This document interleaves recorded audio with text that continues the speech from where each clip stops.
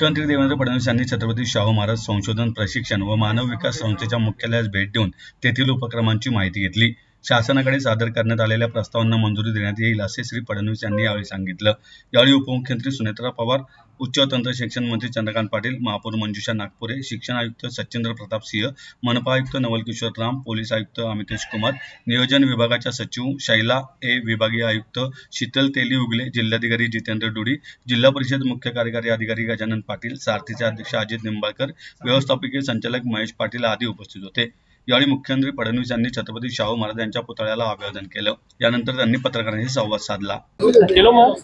केसमध्ये पोलिसांनी अतिशय प्रोफेशनली इन्व्हेस्टिगेशन केलं आणि आपले पब्लिक प्रॉसिक्युटर योग्य केस त्या ठिकाणी मांडू शकले।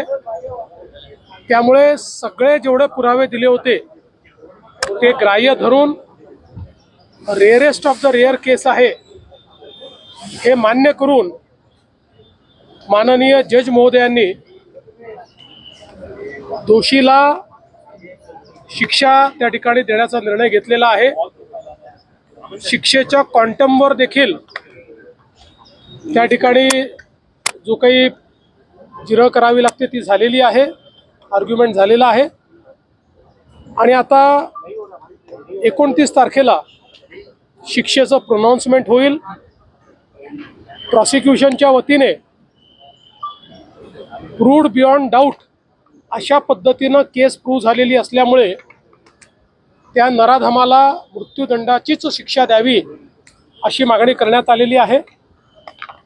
आम्हाला पूर्ण विश्वास आहे की ही मागणी कोर्ट मान्य करेल, पण मी विशेष आभार माननीय न्यायालयाचे मानणार आहे, कारण एकदा चार्जशीट दाखल झाल्यानंतर केस किती काळात संपवायची हे न्यायालयाच्या हातामध्ये असतं आणि या प्रकरणी न्यायालयाने सुट्टीच्या काळातही ही केस चालवलेली आहे।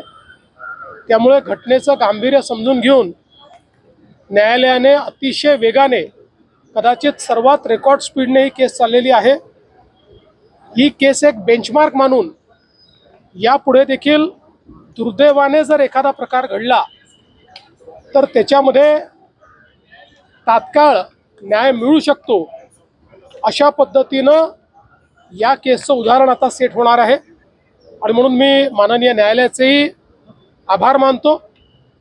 आता एकदा न्यायालयाने शिक्षेचा क्वांटम ठरवला की या संदर्भात मग सविस्तर अशा पद्धतीनं प्रतिक्रिया देता येईल। ही अतिशय धक्कादायक अशा प्रकारची घटना आहे, अनाकलनीय अशा प्रकारची घटना आहे।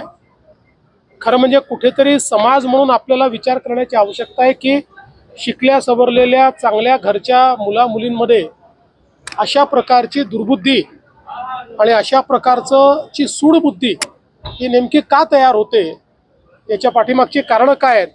मला असं वाटतं की याला केवळ गुन्हेगारीचा अँगल नाही तर एक सामाजिक अँगल देखील आपल्याला त्याच्यामध्ये बघावा लागेल आणि समाजाची पण एक स्ट्रॉंग व्यवस्था उभी करावी लागेल की अशा पद्धतीची सूडबुद्धी या इतक्या तरुण वयातल्या मुलींमध्ये मुलांमध्ये तयार होऊ नये।